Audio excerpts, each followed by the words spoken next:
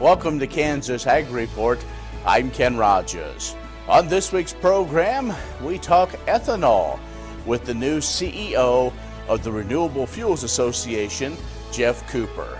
Plus, we have reports from Kansas commodity groups and organizations, along with market commentary from Paragon AG Advisors. The Kansas Ag Report brought to you in part by Kansas Farm Bureau, a grassroots organization representing the state's farmers and ranchers since 1919, kfb.org. Kansas Wheat Commission, leading in the adoption of profitable innovations for wheat. Online, kswheat.com. And Kansas Corn, building the future of Kansas corn. Online, kscorn.com.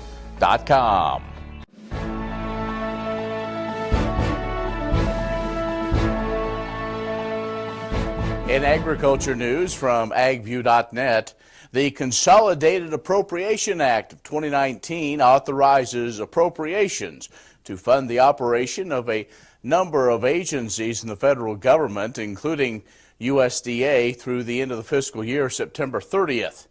This funding measure includes 7 appropriation bills, as we said, that of agriculture's importance. The act puts no limitations on funding for agriculture trade promotion and facilitation. That was authorized in the new 2018 Farm Bill at $255 million annually. As a result, the Market Access Program will receive no less than $200 million, and the Foreign Market Development no less than $34.5 million for fiscal year 19. In addition, $3.5 million authorized for fiscal year 19 for the new Priority Trade Fund. That could provide additional resources for both MAP and FMD. Well, Kansas feedlots with capacities of 1,000 or more head contain 2.33 million cattle on feed as of January 1st. That according to USDA's National Ag Statistics Service in the latest cattle on feed report. That inventory up 2% from last year. Placements during December totaled 395,000 head, down 1% from 2017. Fed cattle marketings for the month of December totaled 410,000 head. That's up 1% from last year. And a new study from the National Corn Growers Association and the U.S. Meat Export Federation shows the value of red meat exports to domestic U.S. corn growers. The original study was conducted back in 2015, but in 2018, the study showed that beef and pork exports used a combined total of 14.9 million tons of corn and dried distillers grains with solubles. That equals to an additional 459.7 million bushels of corn produced, an increase then of 29% over the 2015 projections. The study also found that since 2015, 1 in every 4 bushels of added feed demand for corn is due to those pork and beef exports. Also, red meat export impact on the price of corn, 39 cents a bushel. That's based on an annual average price of $5.53 a bushel. Corn growers say the animal ag industry is the largest customer for U.S. corn, adding that the study shows that impact to the corn producer is extremely beneficial as they continue to help those protein markets expand. Stay with us. You're watching the Kansas Ag Report. Kansas Ag Report brought to you in part by Oldie Seed Farms, carrying soil-specific seed. Find them on the web, oldeseed.com. That's OHLDE seed.com. Kansas Livestock Association, supporting members' business interests and meeting consumer demands. KLA.org. Grass and Grain, online or in the mail, keeping Kansas farmers informed for over 60 years. Grassandgrain.com. And Kansas Grain Sorghum, growers working together. More at ksgrainsorghum.org. Information on your computer or mobile device. News and views on grains, livestock, policy, and opinions from newsmakers can be found by liking AgView on Facebook, and on Twitter, follow AgView News, a reliable and relevant source, agview.net.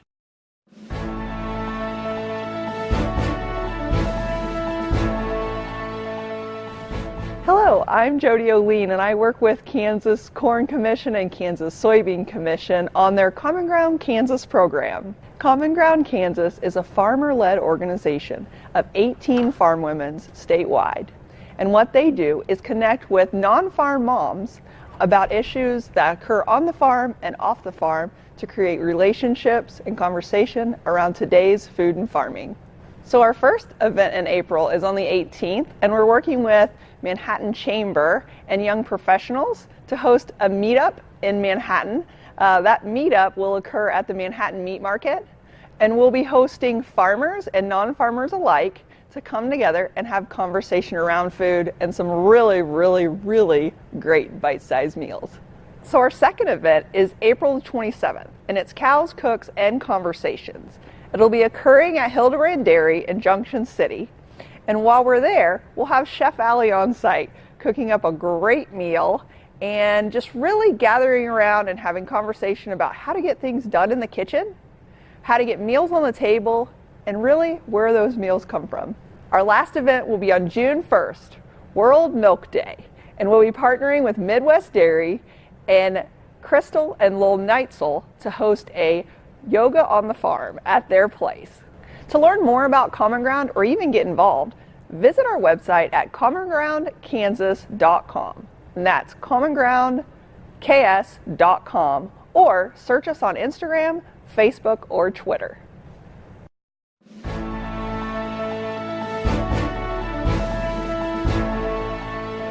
We're joined now by Geoff Cooper, who is the CEO of the Renewable Fuels Association.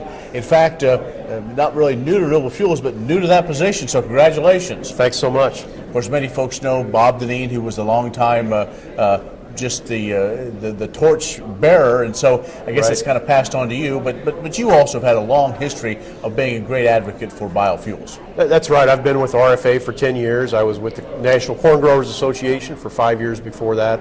Been working on ethanol issues for really 15 years, so very excited to pick up the torch from Bob.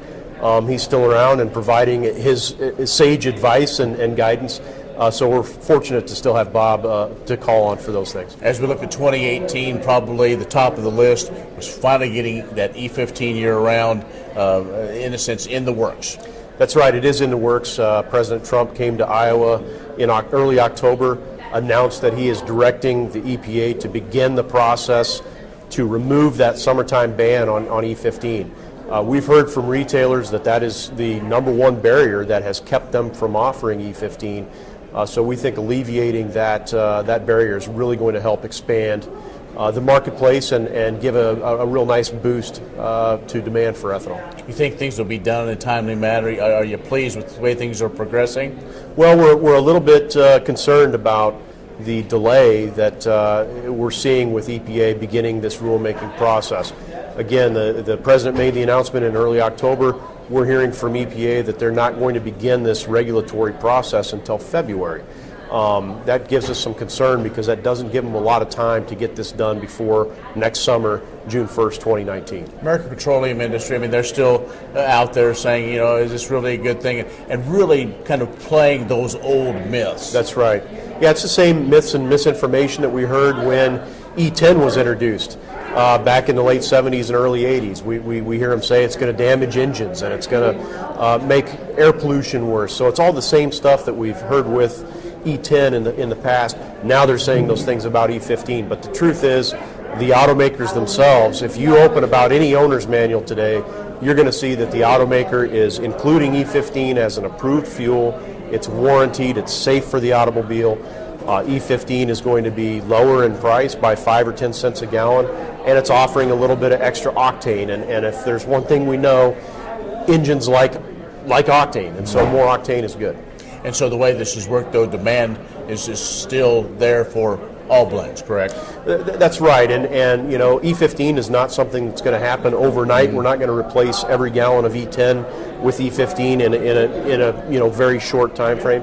It's going to take a period of years to get there with the infrastructure development and some of the other things that need to happen in the marketplace.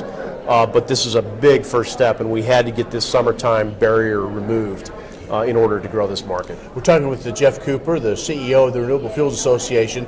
We'll take a break and be back with more coming up. Kansas Ag Report brought to you in part by Kansas Farm Bureau, a grassroots organization representing the state's farmers and ranchers since 1919. KFB.org. Kansas Wheat Commission, leaders in the adoption of profitable innovations for wheat. And AgView.net, covering news and views in the Beef Belt and Western Corn Belt. Reliable and relevant, AgView.net. Many seed companies claim to offer the latest genetics, but how many have tested those genetics in soils just like yours? The Oldie Seed Know to Grow research program has fully tested the latest seed genetics in soils that are right in your neighborhood. The Oldie Seed Know to Grow program can recommend the best performing hybrids from technologies like Enlist, Extend, and Liberty Link that will optimize the yield and profit of every acre on your farm. Contact Oldie Seed today. What if U.S. soybean oil were an industry sensation? If end users started asking for it by name? That future is here. The time is now. To meet customer demands, the Soybean Checkoff is investing in varieties that produce oil with increased functionality. A message from the Kansas Soybean Commission, the Soybean Checkoff. Progress powered by Kansas farmers. The Kansas Wheat Innovation Center in Manhattan is rediscovering ways to get improved varieties and new genetics in the hands of farmers faster. Grower-led and checkoff-funded research initiatives are bringing about positive change. This grassroots leadership provides a strong voice in Topeka and Washington, D.C. Now is the time to partner with Kansas Wheat in moving wheat forward. Kansas Wheat Commission and Kansas Association of Wheat Growers. Farmers investing in their future and yours. Log on to rediscoverwheat.org. Agriculture information on your computer or mobile device. News and views on grains, livestock, policy, and opinions from newsmakers can be found by liking AgView on Facebook, and on Twitter, follow AgView News, a reliable and relevant source. AgView.net.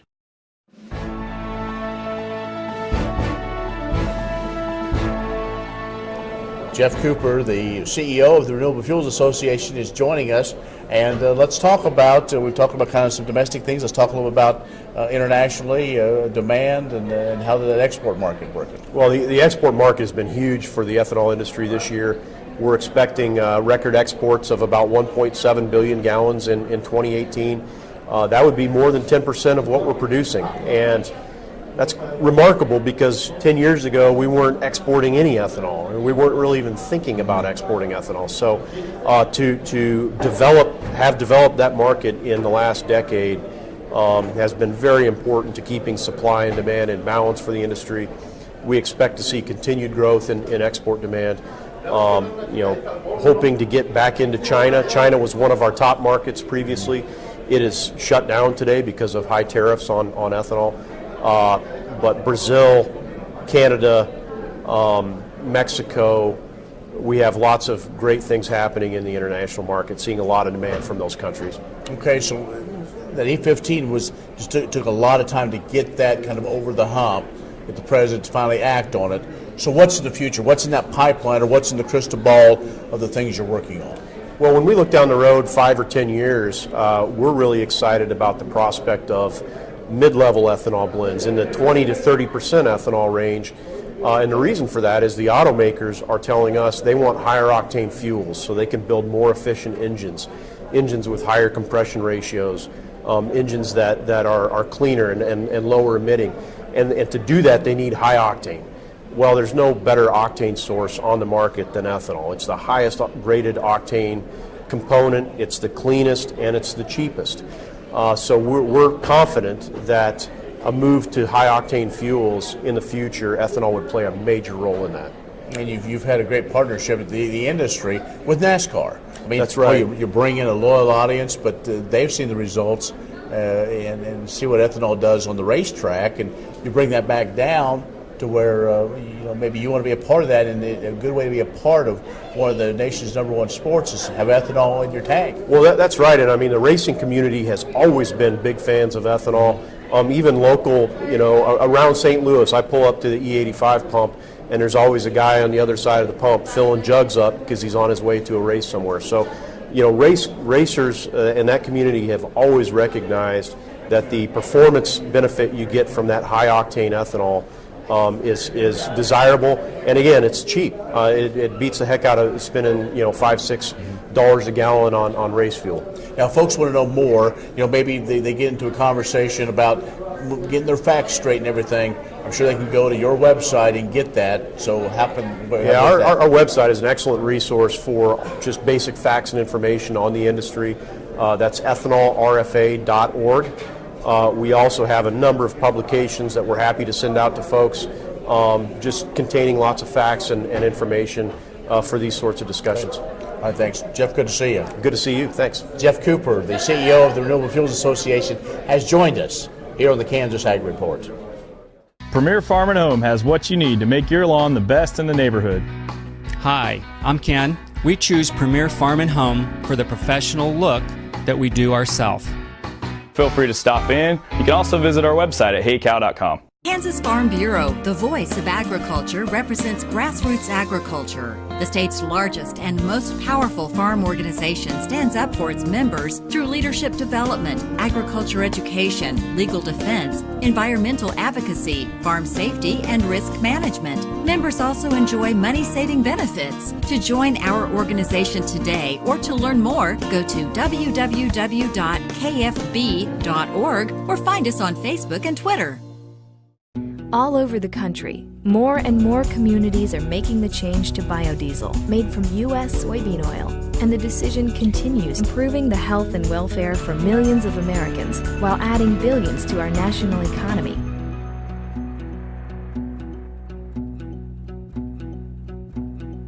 Agriculture information on your computer or mobile device. News and views on grains, livestock, policy, and opinions from newsmakers can be found by liking AgView on Facebook, and on Twitter, follow AgView News, a reliable and relevant source. agview.net.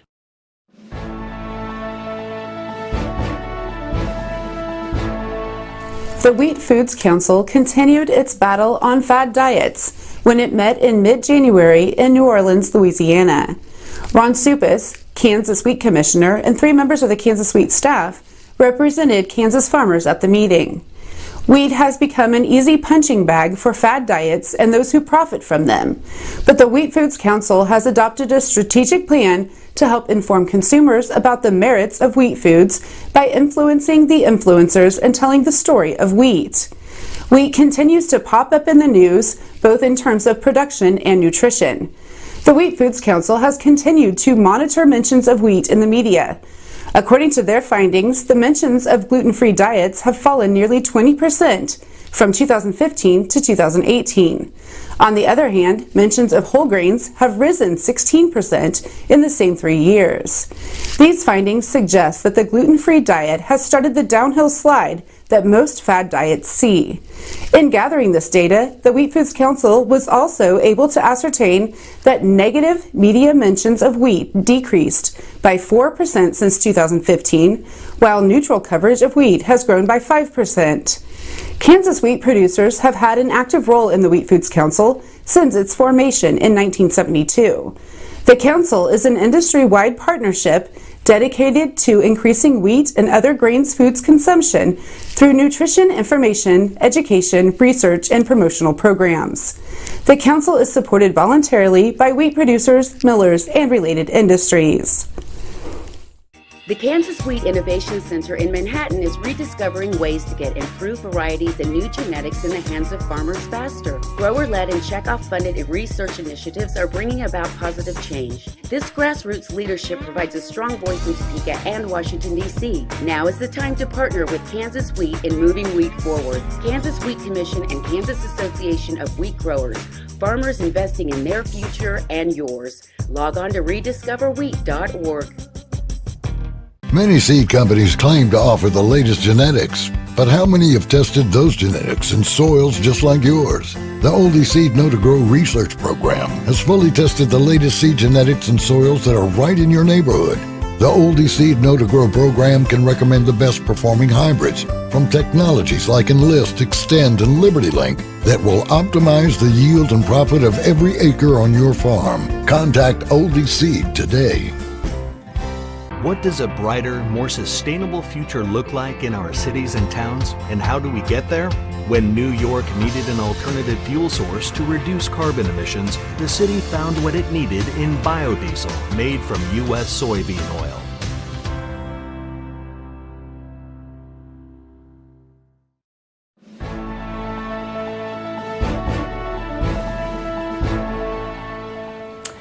My name is Stephanie Eckroat, and I'm from Ellis County Farm Bureau. I'm a Ellis County Farm Bureau member. I'm also a county coordinator for both Ellis and Trego County.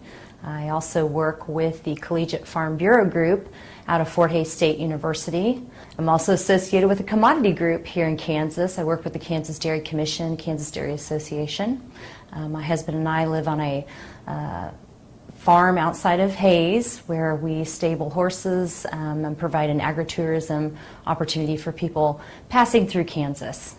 I guess my favorite part of being part of Farm Bureau is working with the collegiate kids. So Day at the State House is one of my favorite events. I love to bring the students up and give them the opportunity to understand where democracy starts, to see the Capitol, to meet the representatives. It's been very rewarding to get to come and show the students that. I myself didn't know a lot about policy or anything that goes into the electoral process and the things that go on in Topeka until I started working with Farm Bureau. And now I understand the importance of it. And so I love to share that day with the students. We try to bring up several students so they can have the opportunity to understand how their government works. I think it's super important for them to get those chances. You don't have to be a farmer or rancher to become a Kansas Farm Bureau member. Anyone can join. As a member, you'll get discounts on things like hotels and entertainment, health and wellness services, cell phone plans, and more. You'll also strengthen the lives of your fellow Kansans and help build strong, prosperous communities through agriculture advocacy and education. Join us today. Visit kfb.org/join to learn more. What if U.S. soybean oil were an industry sensation? If end users started asking for it by name? That future is here. The time is now. To meet customer demands, the soybean checkoff is investing in varieties that produce oil with increased functionality. A message from the Kansas Soybean Commission, the Soybean Checkoff.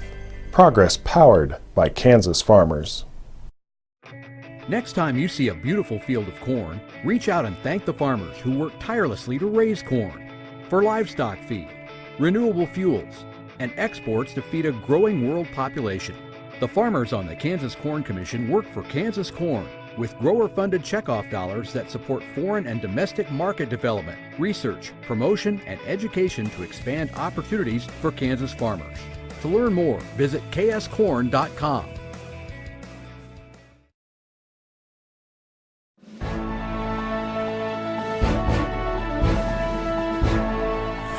U.S. beef exports continued on a record pace through November, according to statistics released by USDA and compiled by the U.S. Meat Export Federation.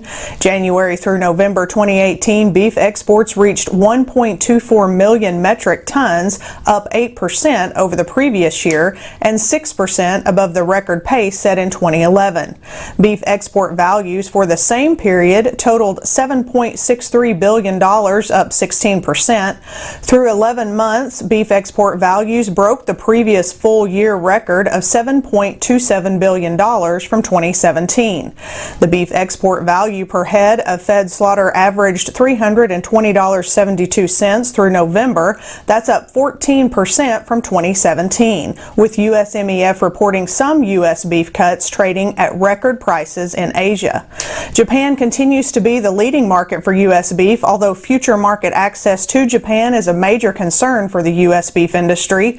Key competitors recently joined Australia in benefiting from an 11 percentage point tariff advantage. U.S. beef is subject to a 38.5% tariff until the Trump administration can reach a bilateral agreement with Japan. Kansas Ag Report brought to you in part by Kansas Farm Bureau, a grassroots organization representing the state's farmers and ranchers since 1919. KFB.org. Kansas Wheat Commission, leaders in the adoption of profitable innovations for wheat. And AgView.net, covering news and views in the Beef Belt and Western Corn Belt. Reliable and relevant, AgView.net.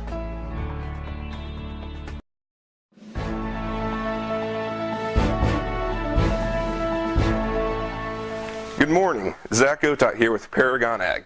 After hearing good news out of Washington about Chinese trade negotiations going well, we experienced a bit of pullback in the grains, especially beans and corn.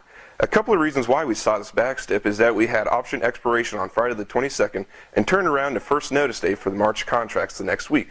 As far as trade talks with China goes, it is beginning to sound like a broken record at this point. But President Trump has told us that the Chinese are expecting to buy substantial amounts of U.S. ag products.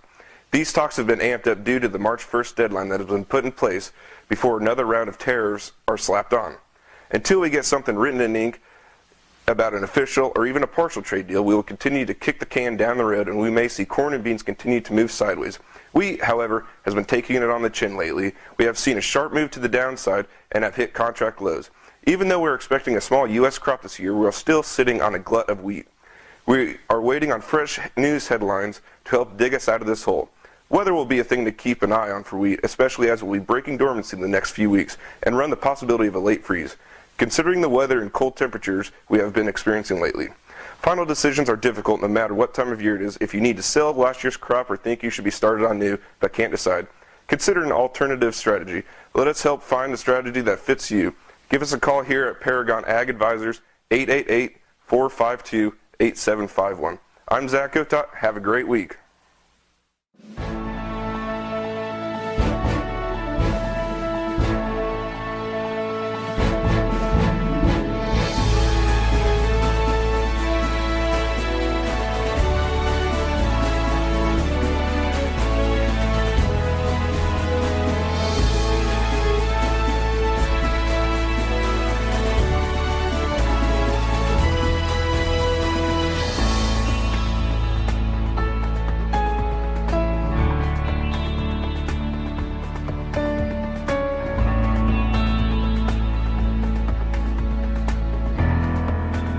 That's the show. Be social with us online, KansasAgReport.net, or on Facebook and Twitter.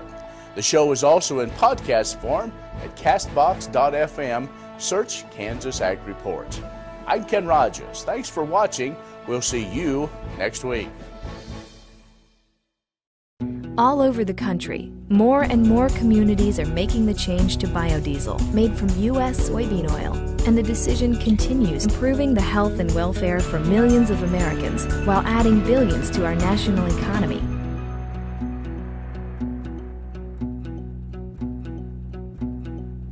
Many seed companies claim to offer the latest genetics, but how many have tested those genetics in soils just like yours? The Oldie Seed Know to Grow research program has fully tested the latest seed genetics in soils that are right in your neighborhood.